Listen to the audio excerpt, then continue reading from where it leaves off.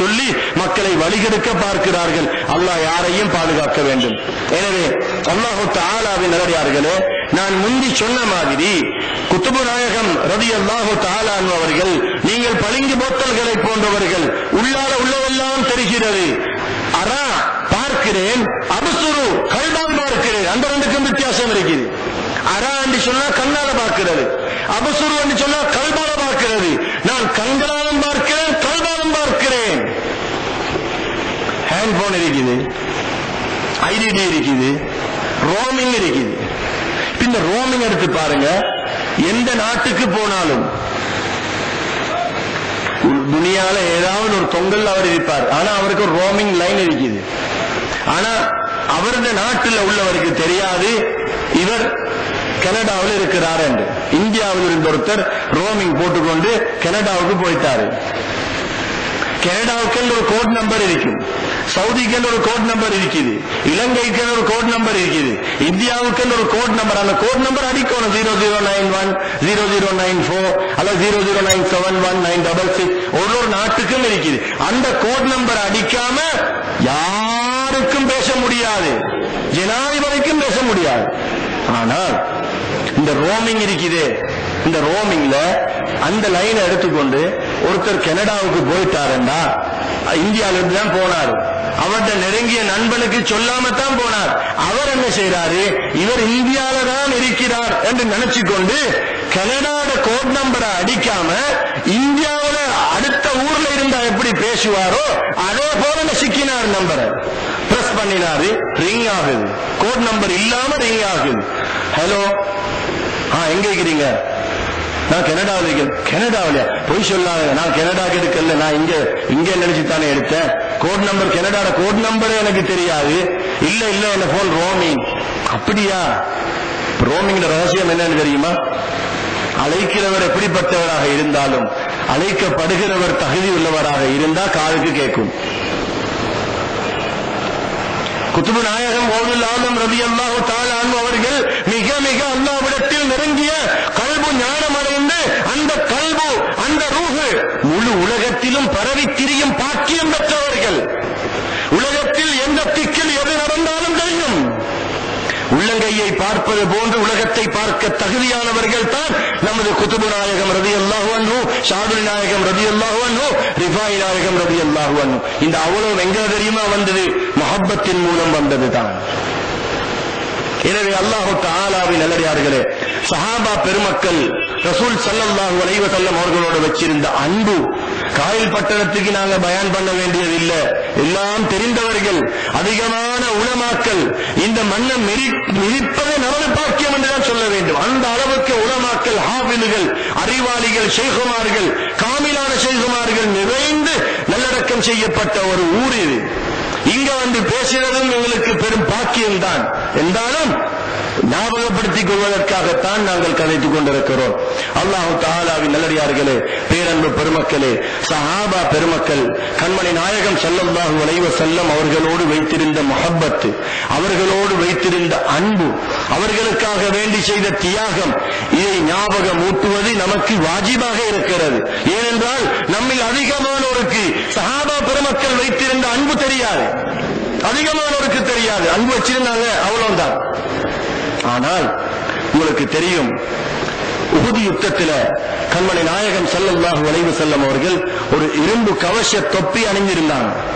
அந்த இரும்பு கவச தொப்பி ஒரு மலையில் இருந்து ஒரு காபிர் ஈட்டியால அம்பால அடித்த உடனே ரெண்டு பக்கத்தில் அந்த இரும்பு தொப்பியில வந்து பட்டு அந்த இரும்பு தொப்பிய கவ்வி பிடித்துக் கொண்டிருந்த அந்த கம்பியால தொப்பி பாய்ந்து கீழே விழுந்துட்டது. விழுந்த உடனே அந்த கூறு கம்பி அப்படியே அவங்களோட சங்கையான ரெண்டு வதனம் அந்த கன்னத்துக்கு உள்ள அப்படியே செருகிட்டது. உள்ள போன உடனே இரத்தம் வர தொடங்கிட்டது. அபூபக்கர் சித்தீக் ரலியல்லாஹு தஆலா அவர்கள் இதை கண்டு ஓடி வந்தாங்க. இந்த பக்கம் அபூ உபைதா ரலியல்லாஹு தஆலா அவர்கள் கண்டு ஓடி வந்தாங்க. விரைவாக வேகமாக வந்து அபூ உபைதா ரலியல்லாஹு தஆலா அன்ஹு அவர்கள் வலது பக்கத்தில் இருக்கிற அந்த கம்பியை என்ன செஞ்சாங்க, தனது பற்களால கடிச்சு இழுத்தெடுத்தாங்க. ஒரு பல் அப்படியே உடைஞ்சு கீழே விழுந்துட்டு ரத்தம் பீரிட்டு ஓடுது. இதை கண்டவுடனே மாலிக் இப்னு சினான் ரலியல்லாஹு தஆலா அன்ஹு, அபூ சயீத் அல்-குத்ரி ரலியல்லாஹு தஆலா அவருடைய தந்தை மாலிக் இப்னு சினான் ரலியல்லாஹு அன்ஹு அவர்கள், இவர்கள் என்ன செய்தார்கள் தெரியுமா? அந்த கன்னத்தில, சங்கையான அந்த கன்னத்தில 2 உதடுகளையும் வச்சு அந்த சங்கையான அந்த இரத்தத்தை உறிஞ்சி குடிச்சாங்க. மறுபக்கத்தால் அபூ உபைதா ரலியல்லாஹு அன்ஹு அவர்கள் பல்லால கடிச்சு இழுக்கிறாங்க. அடுத்த பல்லு உடைஞ்சி கீழே விழுந்தது. அந்த கம்பியையும் வெளியில் எடுத்தாங்க. மாலிக் இப்னு சினான் ரலியல்லாஹு அன்ஹு அவர்கள் மறுபக்கமாக வந்து அடுத்த பக்கத்தில் இருக்கிற இரத்தங்களையும் சங்கையான இரத்தத்தையும் உறிஞ்சி குடித்தார்கள். குடிச்ச உடனே ரசூல் ஸல்லல்லாஹு அலைஹி வஸல்லம் அவர்கள் அந்த மயக்க நிலை, அவர்களுடைய மயக்கம் எங்கட மயக்கத்தை போல அல்ல. கண் தூங்கினாலும் கல்பு தூங்காது என்று இருக்கும்போது அவர்களுடைய மயக்கத்துக்கும் வேற வேற விஷயங்கள் இருக்குது, அதை பேச முடியாது. அவர்கள் மயக்க நிலையில் இருக்கும் பொழுது மாலிக் இப்னு சினான் ரலியல்லாஹு தஆலா அவர்களை பிடித்து சொல்கிறார்கள், மாலிக் இப்னு சினானே, நரகத்துக்கும் உங்களுக்கும் மத்தியிலே ஒரு பெருஞ்சுவரை போட்டுக் கொண்டீர்கள். என்னுடைய இரத்தம் யாருடைய உடம்பிலே கலந்து விட்டதோ அவனுக்கு நரகம் ஹராம் என்று சொன்னார்கள். ஒரு கட்டத்தில் செய்தனா அலி ரலியல்லாஹு தஆலா அன்ஹு அவர்கள் ரசூல் ஸல்லல்லாஹு அலைஹி வஸல்லம் அவர்களை தேடுகிறார்கள். உஹது யுத்தத்தில் தேடினால் காணல. ஒரு கிடங்குல அப்படியே விழுந்துட்டாங்க, யாருக்கும் தெரிபடல. முனாஃபிக்குகள் ஒரு செய்தியை எழுத்துட்டாங்க, உஹது யுத்தம் நடந்த இடத்துல முஹம்மது கொல்லப்பட்டு விட்டார் ஸல்லல்லாஹு அலைஹி வஸல்லம். இப்ப சஹாபாக்கள் எல்லாம் பதறி பதட்ட நிலையில் அங்குமிங்கும் தடுமாறுகிறார்கள். சஹாபி பெண்கள் எல்லாம் தடுமாறுகிறார்கள். உஹது யுத்தத்தில் சில கட்டங்கள் ஏற்பட்டு சில சஹாபாக்கள் ஓடி போய் வீட்டுக்கு நுழைஞ்சாங்க. நுழைஞ்ச உடனே கதவை தட்டுகிறார்கள். மனைவிமார்கள், பெண்கள், தாய்மார்களே, சகோதரிகளே, இது உங்களுக்கு தேவையான ஒரு விஷயம், முக்கியமான ஒரு விஷயம். சஹாபி பெண்கள் கேட்கிறார்கள், யார் தட்டுகிறீர்கள்? நான் உன்னுடைய அருமை கணவன் வந்திருக்கிறேன், பதட்ட நிலையில் வந்திருக்கிறேன். கதவை திறக்கவா? ரசூல் ஸல்லல்லாஹு அலைஹி வஸல்லம் எங்க? அவங்க எங்கன்னு தெரியாது. அவங்க இல்லை என்றால் நீங்களும் உள்ளுக்கு வர வேண்டாம். வாரதாக இருந்தால் கண்மணி நாயகம் ஸல்லல்லாஹு அலைஹி வஸல்லம் அவர்களோடு வாங்க, அப்படி இல்லையா போய் ஷஹீதாகுங்க என்று கதவை திறந்து வீட்டில் ஏனைய வாள்கள், ஈட்டி, அம்புகளை எல்லாம் கொடுத்து மறுபடியும் உற்சாகப்படுத்தி அனுப்பினாங்க. அப்படிப்பட்ட பெண் சமுதாயத்தினர்கள் கண்மணி நாயகம் ஸல்லல்லாஹு அலைஹி வஸல்லம் அவர்களை வஃபாத்தாக்கிவிட்டு எங்களிடத்தில் கணவனாக வர வேண்டாம் என்று சொன்னார்கள். அவர்கள் வஃபாத்தா, எங்களுக்கு வாழ்க்கை தேவையில்லை, விதவைகளாக வைத்துவிட்டு நீங்களும் ஷஹீதாகுங்கள் என்று சொன்னார்கள். அப்படிப்பட்ட கண்மணி நாயகம் ஸல்லல்லாஹு அலைஹி வஸல்லம் உடைய அருமை சஹாபா தோழர்கள் தடுமாறுகிறார்கள். அலி ரலியல்லாஹு அன்ஹு சொல்கிறார்கள், ரசூல் ஸல்லல்லாஹு அலைஹி வஸல்லம் அவர்கள் வஃபாத்தாகி விட்டார்கள், ஷஹீதாக்கப்பட்டு விட்டார்கள் என்ற செய்தி எனக்கு வந்தது. நான் சிந்தித்தேன், சஹாபாக்களை அழைத்து சொன்னேன், இதற்கு பின்பு நாங்கள் உயிர் வாழ்வது நல்லதல்ல, அவர்களை இல்லாவிட்டால் நாங்களும் ஷஹீதாக்கப்பட வேண்டும் என்பதற்காக அந்த யஹூதிகள் காபிர்களுடைய அந்த கோட்டைக்குள்ளே நான் வாளை எடுத்துக்கொண்டு நானும் ஷஹீதாக்கப்படும் வரையில் நான் எல்லோரையும் வெட்டி வீழ்த்துவேன் என்ற நோக்கத்தோடு நான் உள்ளே நுழைந்தேன். பல நூற்றுக்கணக்கான எத்தனையோ பேரை வெட்டிவிட்டு போய் பார்த்தால் கண்மணி நாயகம் ஸல்லல்லாஹு அலைஹி வஸல்லம் அவர்கள் உயிரோடு வீழ்ந்து கிடந்ததை நான் பார்த்து அவர்களுக்கு நான் ஹிதுமத்து செய்து அவர்களை கொண்டு வந்து சேர்த்தேன் என்று சையதுனா அலி ரலியல்லாஹு தஆலா அன்ஹு அவர்கள் சொல்கிறார்கள்.